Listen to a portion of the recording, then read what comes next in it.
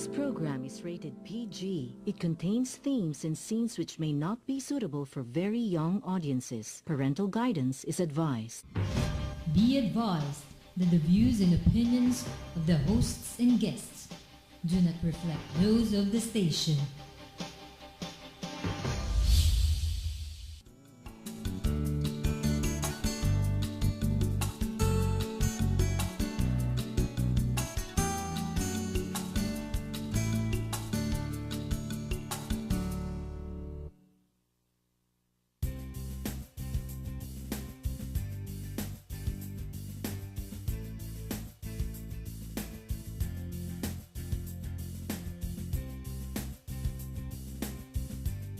The government has found the need to expand the MacArthur Highway, formerly known as the Manila North Road, due to the heavy number of vehicles passing the route. The 2 to 6 lane highway stretches from Bonifacio Monument in Caloocan to the province of La Union. It passes through 3 cities in Metro Manila, including Caloocan, Malabon, and Valenzuela. The highway also covers 3 provinces of Central Luzon, which include Bulacan, Pampanga, and Tarlac, as well as 2 provinces of the Ilocos region, including Pangasinan and La Union. The latest record of the District Office of the Department of Public Works and Highways, or DPWH, in Pangasinan shows that thousands of vehicles pass the route daily. The said road expansion is expected to ease traffic congestion to allow motorists travel from one place to another with less time, providing easier access for business transactions and the like. This in turn will pave way for what the government calls as development. Because of this, the road widening in Pangasinan pushed through in coordination with the Department of Environment and Natural Resources, or DENR. It can be noted that hundreds of trees line the road along the stretch, which will be affected by the said road widening project. In Pangasinan, a total of 1,829 trees will be sacrificed for the said plan. Environment Secretary Ramon Paje has admitted that the permission to cut trees was a difficult decision to make, but assured the public that there will be sustainable development. So these are very difficult decisions to make. But you know, as we always say, there is the role of the department is not to go for conservation alone or massive development. Our role is to balance it and make sure that whatever development we allow will be sustainable. The department further reiterated that they will closely monitor the compliance of the DPWH with their terms, which include the planting of 100 seedlings per 1 tree cut. So ngayon, under po dito, ang babantayan nyo na lang at i-ensure nyo na maitatanim yung mga puno. Yes ma'am, yung compliance po nila dito sa mga conditions ng permit, yun po yung imo-monitor ulit namin yung compliance ng DPWH. Despite the government's decision to push through with the expansion of the Manila North Road, several environmental advocates are still hoping that these uncut trees could still be saved. Good evening, ladies and gentlemen, and welcome to Philippines Uncut. I am your host, Buddy Cunanan. Now, in this show, we talk about everything under the sun, and tonight's topic is once again about one of our special advocacies, the environment. Now, folks, for those of you who've made the trip up to Baguio and further afield to Ilocos and the provinces of the northern Luzon area, have no doubt noticed that the Department of Public Works and Highways has embarked on a massive road widening project in 3 provinces, Pampanga, Tarlac, and Pangasinan. And no doubt, this has eased the flow of traffic in these provinces. There's also a huge environmental cost, and this is the cost by way of the cutting of decades and even centuries-old trees along these areas. And joining us today to talk about this tragic occurrence, this environmental disaster, is Patria Gwen Borsena, a sociologist and the president of Green Research. Good evening, Gwen. Welcome to Philippines Uncut. Good evening, Buddy. Thank you for inviting me here. This is my first time in your program, but I already guested in other GNN programs. Yes, in our old studio, I think, in Quezon City. Yeah. Now it's we've been in Makati for about a year and a half, almost 2 years, I think. Oh. Yes, but welcome to the program. And, you know, I'm very happy that you, I know you're very busy, and I'm glad that you finally made it to the show, because this is an advocacy that we really are supporting here in GNN. In fact, our president, Philip Chen, is enraged at what's going on in Pangasinan, the cutting of all these trees. Yeah, no? yeah. So, but before we go into that, let's talk about you. Tell us about who is Patria Gwen Borsena. Yeah. So I am a development and environmental sociologist, meaning I specialize in sociological research analysis on the environment. Yun. And then Green Research is an interdisciplinary research organization composed of lawyers, artists, and also we have also an entrepreneur in our team. So we believe that this collective interdisciplinary way of analyzing, doing research, and also doing advocacy is a best way of doing this kind of research. Yeah. Now, what are your advocacies in green research? Now one of our primary areas of research concerns forest policy and legislation. So we're at the forefront of lobbying for a new comprehensive forest bill. Together with other green networks like our network, the Sagip Gubat Network, which we also form, with Harry Bon Foundation, with Save Sierra Madre, and other green groups like PAFID, we are lobbying for what we call the Forest Resources Bill, or FRB. Okay, the Forest Resources Bill. Yeah. Okay, before we get into that, I want to ask you some more questions about your organization. How big is Green Research? How old is it? We were formally registered in the SEC in 2010, but we were already existing as far back as during the GMA time as Alter Research. As a movement or as a... More as a small group helping the bigger green groups. Okay. Yeah, kasi I was studying at that time, so I was taking my PhD, so therefore, parang it was just a kinda extracurricular thing. But later, when I personally helped in the campaign of, the presidential campaign of President Noy, so we got so inspired that, we formalize it from Alter Research, we change it as Green Research, meaning we're specializing on environment and development. And going to that, back to that, one of our urgent calls or campaigns or engagement is trying to, quote-unquote, green the campaign and now this government. When we say greening it, we want that the environment becomes not a secondary priority to the economy, but rather at par. Yes. Meaning that we will pursue development, but we will ensure that we will conserve, protect, and rehabilitate our environment. No, for sure. The writing is on the wall. For economic development and progress to be sustained, it's got to be in par with taking care of the environment. I mean, the writing is on the wall. We've seen these ecological disasters worldwide, climate change, and what good is development and progress if the environment gets messed up and the world gets destroyed. Kaya nga, ang kailangan ng environment ngayon is what we want is a called sustainable development. Very nice. I mean, a long time na to, pero parang hindi naiintindihan. Even our government, even NEDA. Sorry to say it, but... Say it. No, sometimes you have to say it. And now, kaya lang ang bagong isang term ngayon na lumalabas din, it's a sustainable climate resilient development. Kasi nga, because of the climate change, so buzzword na rin yan. Sustainable it's a climate resilient development. Yun. And then taking into account all the things that are happening now with the environment and the changes in our weather. That we will pursue a kind of development that will not aggravate the effects of climate change. For example, of course, we want renewable energy, no to coal. Yes.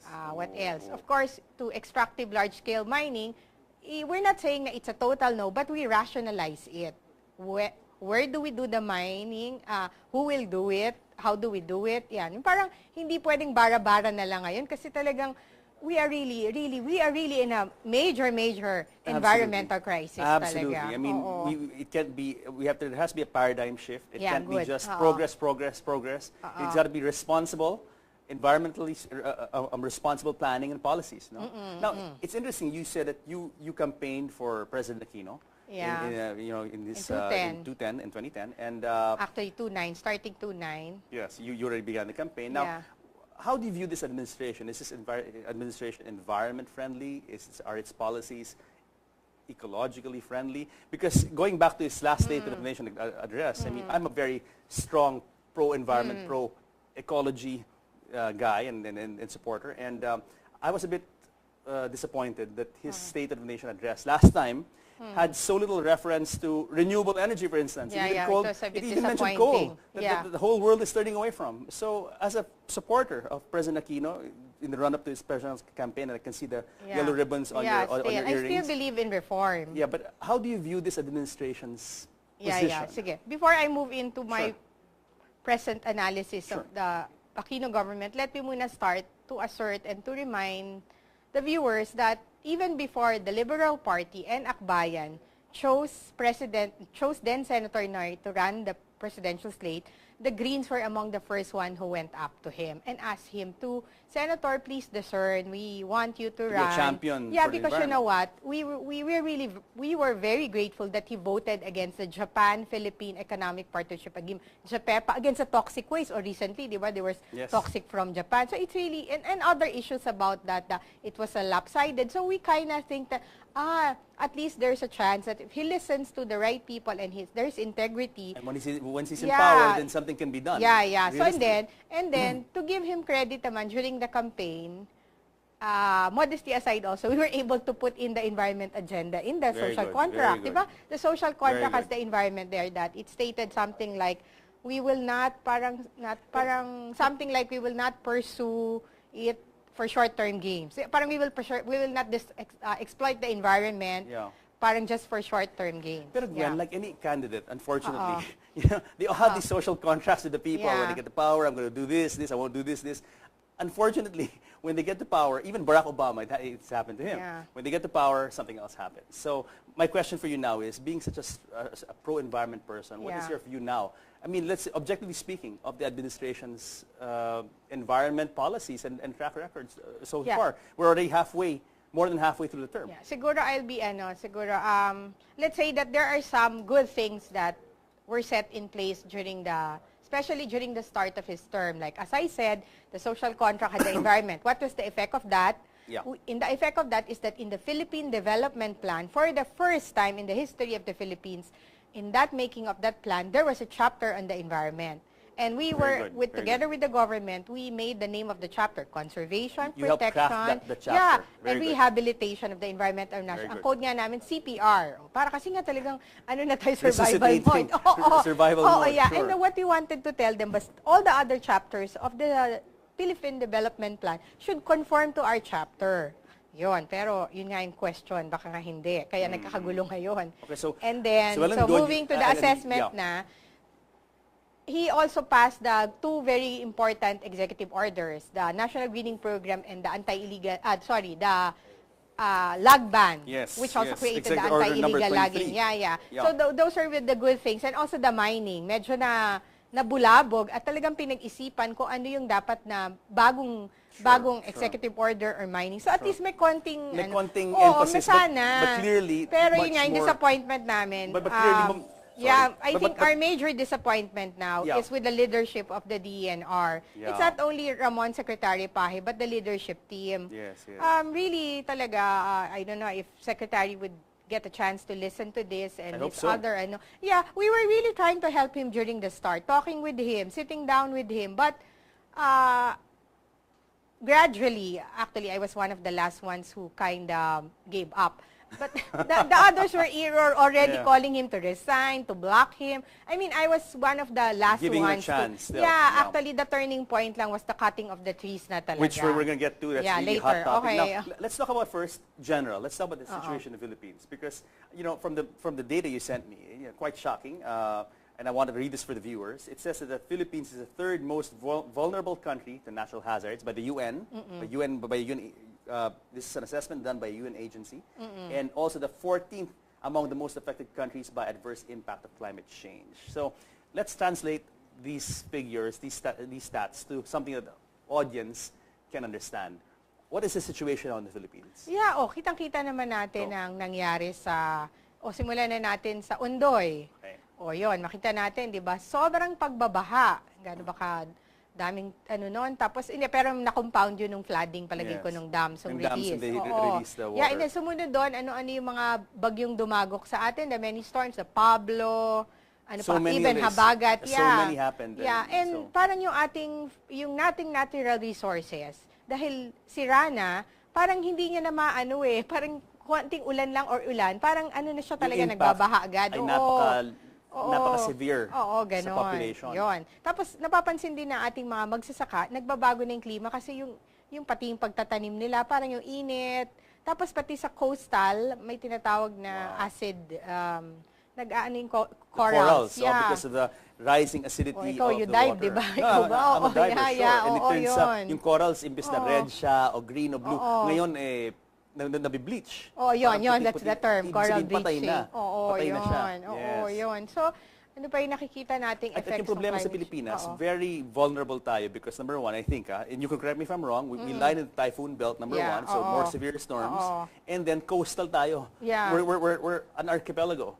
So we're under threat by rising seas, by all these different disasters na marine linked. Oo. Kaya tayo pang number 14 tayo sa climate change na affected. Yes. Kasi dahil nga, di ba, katulad ng sinabi mo, coastal tayo. Eh, ang isang effect ng climate change, sea rise. So, the sea rise, kung yan ng Philippines, ayan, nag-rise na, and chances are talagang, like what happened in, yung recent, mega disaster natin, the super typhoon Yolanda. Ayan, or Yolanda, yeah. Oo. Ang nangyari, hindi nga siya tsunami, pero parang nag-funnel effect yung Actually, sabi nga storm nila, surge, parang. it was actually a tsunami. Yung sinasabi ng storm surge, yeah, in effect, it was a de facto tsunami because it created such a huge waves. It created such huge waves that it was a virtual. I mean, people who were there. Pero parang I think not technical tsunami, but in effect, the power and the destruction was virtually a tsunami. That's what I say. Ang disturbing pa pala dito, next time hindi ko nadala yung climate change data na analysis ng ating mga climate scientists in the Manila Observatory, which they also got data from the international. Nung papalapit pa lang talaga yung bagyo, laging naka-warning na daw sa international, it's coming to the Philippines. It's closer to the Philippines. Aba, hindi ko rin alam yun na parang tayo lang yung tinarget nung Yolanda, Yun yung parang problema gano'n. kasi we really lie in the path of the typhoons, di ba? Traditionally. And sabi nga ng mga UN and scientists all over the world, the storms will be, number one, increasing in frequency. Yeah, and increasing in ferocity. Yeah, oo. So as we can see, I mean, unprecedented what happened, no? Unprecedented. Yeah, talaga kaya nga dapat ma-realize na talaga nila, hindi pwedeng isa-intabi sa pagpaplano ang environment. Actually, when we were lobbying for the forest bill, ondoy pa lang nun sabi ko sa kanila, kasi merong mga other forces that wanted a different type of bill. They call it the Sustainable Forest Management Bill. They Sounds still, nice. akala mo, pero kami FRB. nice. Pero itong SFM, they still want to log in our secondary forest. Pero ang ganda pakinggan, sustainable daw. Pero Sustainable logging. yan ang pinopromote ng mga loggers and ng mga wood industry. And sad to say, some of our people in the government agency are supporting this instead of supporting us. In fact, the ENR, to our great disappointment, went all out na to support this bill instead of the bill that we think really supports EO23. Makes you wonder why. Anyway, don't answer that. Okay, let's go now to the meat of the topic. Let's talk about, we've been talking about Ondoy, we've been talking about Hayan, all these things, logging. Let's talk about what's going on right at our doorstep in this highway that all of us, Holy Week or Christmas holidays, we all go to Baguio, and it's something we see. We pass it every day. In fact, Mr. Philip Chen, the owner of this of GNN, was enraged. I said last December he went up for Christmas, and he was aghast because he's actually Taiwanese Filipino, and he said in Taiwan, this kind of thing doesn't happen. I mean, we protect our trees, and centuries-old trees. What are you guys doing? So, let's talk about what's going on in Pangasinan, Gwen. What is the situation? Tell our viewers, please. Right now, many trees were already cut in Pangasinan. DNR gave a permit to DPWH to cut 1,829 trees and to earthball 107 samplings. What does earthball mean? Parang you don't cut the tree, but there is a way that you unroot it, and you transfer move it somewhere else. transplant it. Yeah. So a permit to cut 1,800 and to earthball, how many again? 107 107 sampling. earthball. Yeah. All right. Continue. So there, I think the permit was given on November 4, and then there's a 90-day period that DPWH has to finish the cutting. In 90 days? Yeah. Okay. But DPWH will not be the one to cut. It will hire a contractor. It'll subcontract to do the cutting. All right. So there. So 90 days, meaning that the deadline was on February 7. Yan, 7-5. That's a lot of trees to cut in 90 days, 1,800. Yeah, kaya nga parang siguro people were siya kasi biruin mo in 1 tree. you cut it into 4 and then it spread out how many hundreds on And the, these are huge trees, as I said to the viewers. Century-old. You know, people who have driven to Baguio, they see these huge trees. So you can't even put your arms around them because they're that big, no? And these are the kind of trees that they want to cut. Yun nga, nalungkot kami, no? Bumalik uli kami nung Thursday kasama si Father Robert, the running priest, and the head of our Green Convergence Movement, Dr. Nina Galang, and our forester, Dr. Roger Guzman of the Philippine Federation for Environmental Network, had said that these trees are century-old. He really saw it, yung cut na at saka yung hindi pa naputol. Kita mo din sa puno pala binibilang Yung pala. rings, dyan mo makikita yung age ng trees as a ring. So, sasabi pa niya, naku, napakamahal nito. Pag he was computing it, and sabi niya, yun. So talagang, tapos ang medyo na-disturb pa kami, may repository yun or parang depot kung saan ilalagay lahat ng mga nung troso. December daw parang nakakalat-kalat pa lang, hindi pa nga naaayos. Pero ngayon may depot. Pero pagpunta namin sa depot, parang wala nagbabantay, parang yun. Okay, this is all very shocking. Okay, so let's go back. So a permit was given to cut 1,800 trees and in Pangasinan alone. And this is these trees were located in Sison, Poso Rubio, Binalonan, Urdaneta, Villasis, and Rosales. And so today, let's talk about stats. How many trees are left standing? There. You brought a very nice chart. Can you hold it up, please? So to date, it says here that please face. Sige. To date, di ba? The target is 1,829 trees. Yeah. Okay. And then, I think There were based on their report, the trees cut 1,059. Okay. And then, standing trees to be cut, 770. So meron pang 770 trees ang natitira. Okay. So, almost half ba yun? Or more than half pag percentage natin? No, that's even less than half of what has, what was slated to be cut. Really. It's less than half, for sure. For sure. We went to, we visited all of the sites, but we stayed long in Binalonan last Thursday. Yung Binalonan po, yan yung pinakamaraming trees na targeted na mapaputol, 598, so close to 600. Pas buti na lang ngayon, meron pang natitirang 316. Okay. Kaya lang yun yung pag-usapan natin. Ginerdle nila yung mga puno. Okay, let's talk about that. Okay, so it says here in your press statement, it says that, DPWH had a 90-day period to cut the trees. 90 days, effectively, to fell all these trees. And that, you guys claim that since they couldn't meet realistically this deadline, they girdled the trees. What does girdling the trees mean? Girdle the trees meaning that, hindi ko alam kung barbed wire yung ginamit nila para tanggalin yung bark.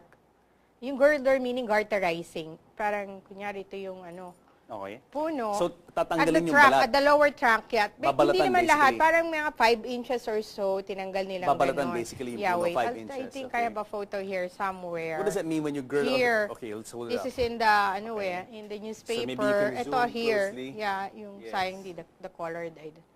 Parang yun yung So it looks like mga 5 inches of bark removed, of top bark removed, basically, from the and then tree. our forester and some of What does my this mean? biologist friends explained that to remove the bark of the tree is in a way slowly kills the tree. Why?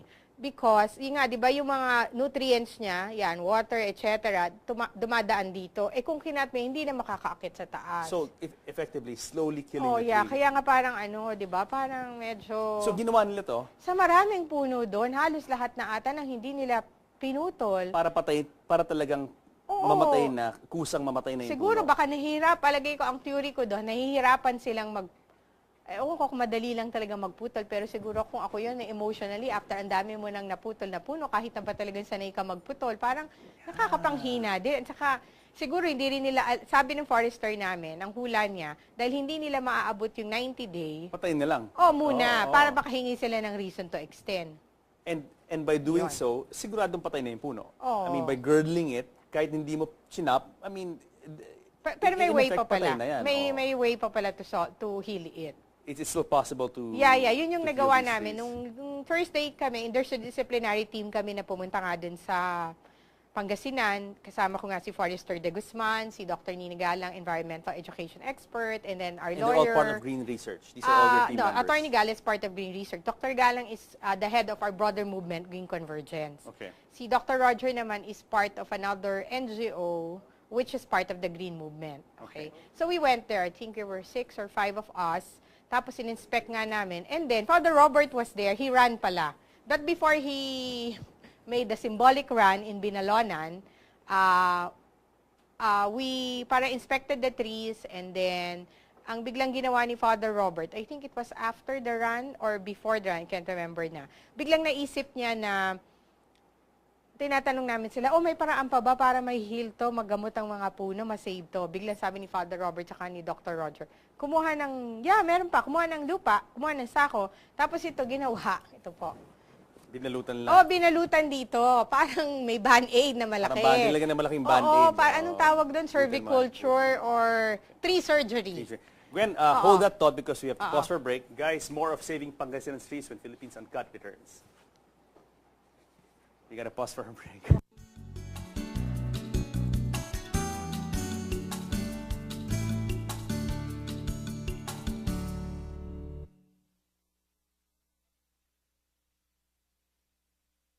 Including Caloocan, Malabon, and Valenzuela.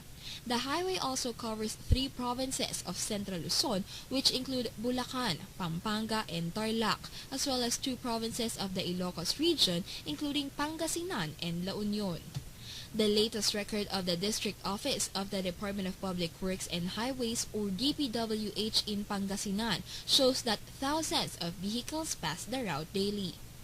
The said road expansion is expected to ease traffic congestion to allow motorists travel from one place to another with less time, providing easier access for business transactions and the like.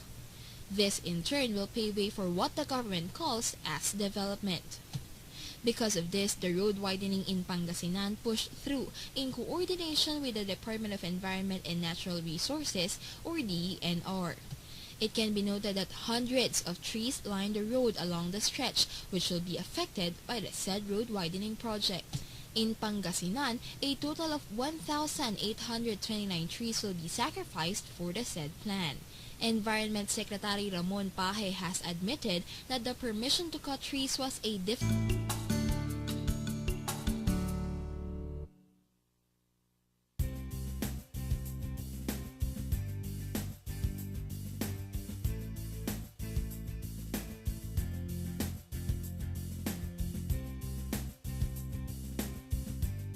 The government has found the need to expand the MacArthur Highway, formerly known as the Manila North Road, due to the heavy number of vehicles passing the route. The 2-to-6-lane highway stretches from Bonifacio Monument in Caloocan to the province of La Union. It passes through 3 cities in Metro Manila.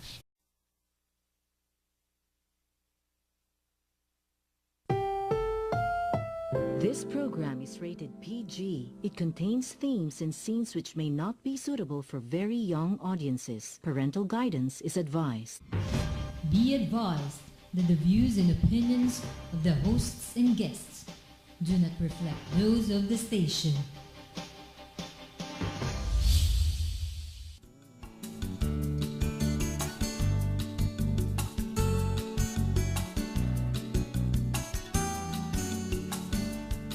Decision to make, but assure the public that there will be sustainable development. So these are very difficult decisions to make. But, as we always say, there is the role of the department is not to go for conservation alone or massive development. Our role is to balance it and make sure that whatever development we allow will be sustainable. The department further reiterated that they will closely monitor the compliance of the DPWH with their terms